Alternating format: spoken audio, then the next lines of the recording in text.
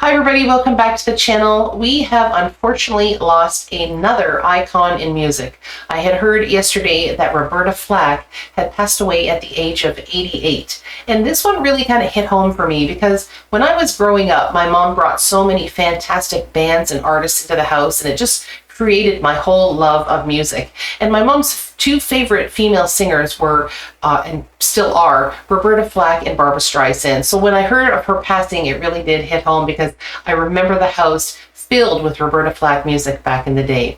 So today we're actually going to hear First Time I Ever Saw Your Face. Now this song, of course, was not written by Roberta Flack. It was written by Ewan MacColl for his soon-to-be wife, Peggy Seeger. But when I hear this song, I always think of Roberta Flack. For me, she just owns this song, and we're going to hear this absolutely gorgeous version for Roberta.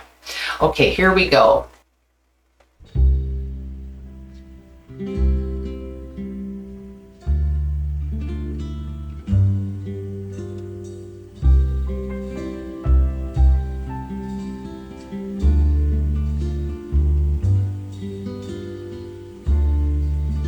First time ever I saw your face, I thought the sun rose in your eyes,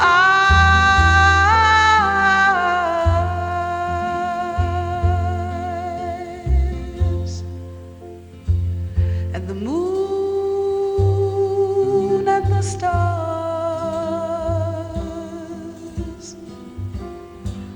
were the gifts you gave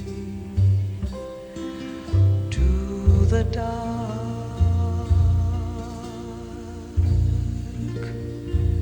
and the endless skies.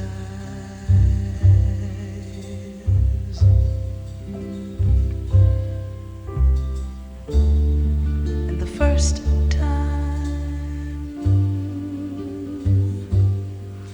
ever I kissed your mouth,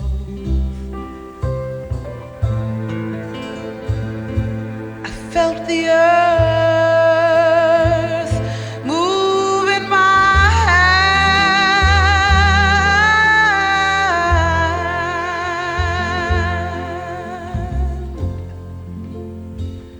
like the trembling heart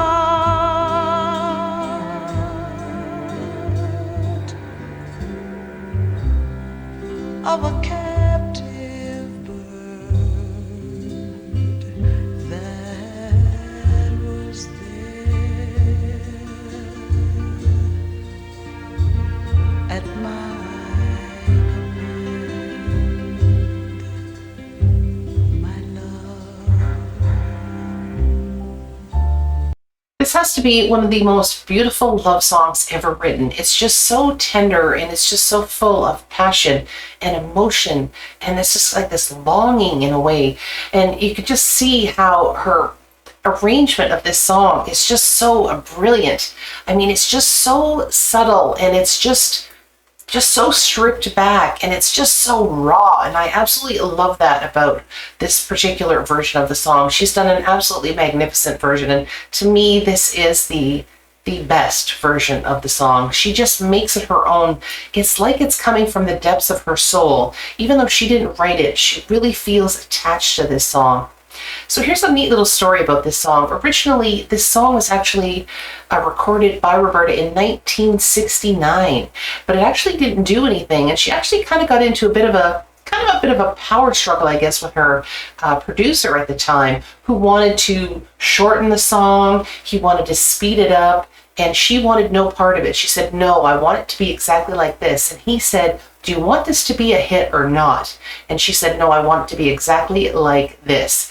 And of course, it didn't do anything. And not until it actually was featured in the movie Play Misty for Me that it actually came to people's attention in 1971.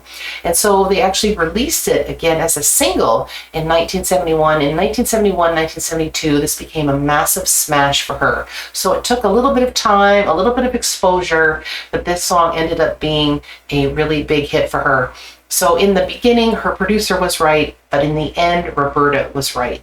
The song hit #1 in Canada, in the US, and in Australia. It hit #2 in South Africa, so it did very well for her. This song actually won for Song of the Year for a Grammy Award in 1972. So it kind of like just put the cherry on top of a magnificent, magnificent song for her. All right, let's rewind this a wee bit.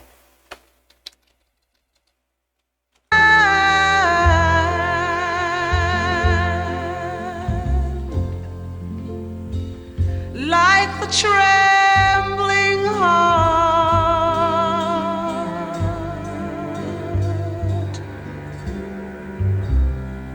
of a captive bird that was there at my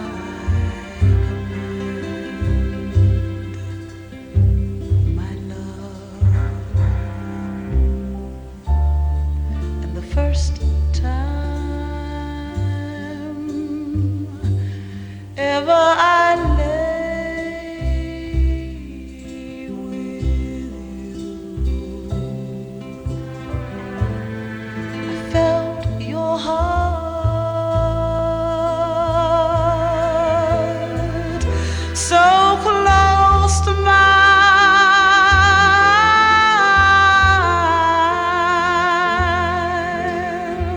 And I knew our joy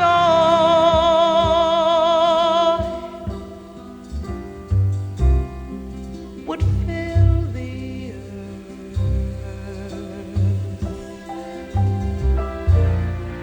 and last till the end of time. My love, the first time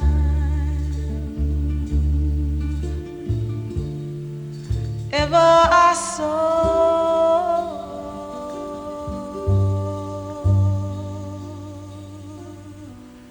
your face,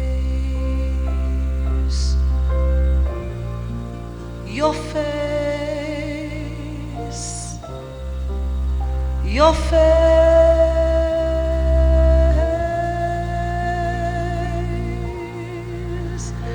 Your face.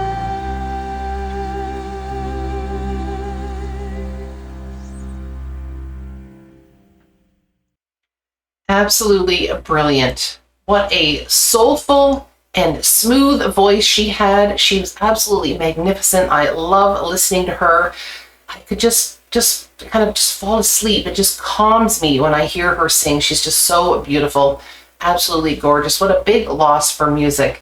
One of the things I love about this song is the ending of the song. It almost has a bit of a false ending because she sings very tenderly and she's saying by your face, and it just sounds like it's going to be the end, but she does something really cool with it where she just keeps going and she kind of elevates it and her voice goes up slightly and she keeps saying your face over again and over again. And it's so brilliant and it's so beautiful and it adds so much to the song at the very end, because just when you think it's over, she's not finished with this song yet and she kind of just elevates it to a whole next level, and it's absolutely beautiful. So she actually hadn't been singing for the last few years. She actually had what they thought was a stroke in the beginning, and then a couple of years later they actually found out that she had ALS. But according to what I've read, they actually think that she had died of a heart attack. So she did have a lot of problems with her health over the years, but she was 88 years old, so she did live a long and good life. So, like I said earlier, she did win a Grammy Award for this particular song, for Song of the Year. She actually had been nominated 13 times, and she won 4 regular Grammy Awards, and she also won a Lifetime Achievement Grammy Award in 2020, so extremely accomplished and very well respected. Roberta actually started music as a very young girl, and her family was very musical, and she, of course, was in the church choir for a while, which can't be a surprise based on her voice. And she was actually one of the youngest people ever to start going to Howard University. She started at 15 years old. She had started getting interested in the piano as a child, and it was going to be her major, but she later changed her major from piano to voice. She was absolutely magnificent with both. Roberta Flack was also a civil rights activist, and she was a gay rights activist, and really was concerned about a lot of different people and trying to help them. So Roberta will be missed not only as a great singer and musician, but also as a wonderful human being. Rest in peace, Roberta. Thank you so very much for the music. Everybody have a joyful day. Bye-bye.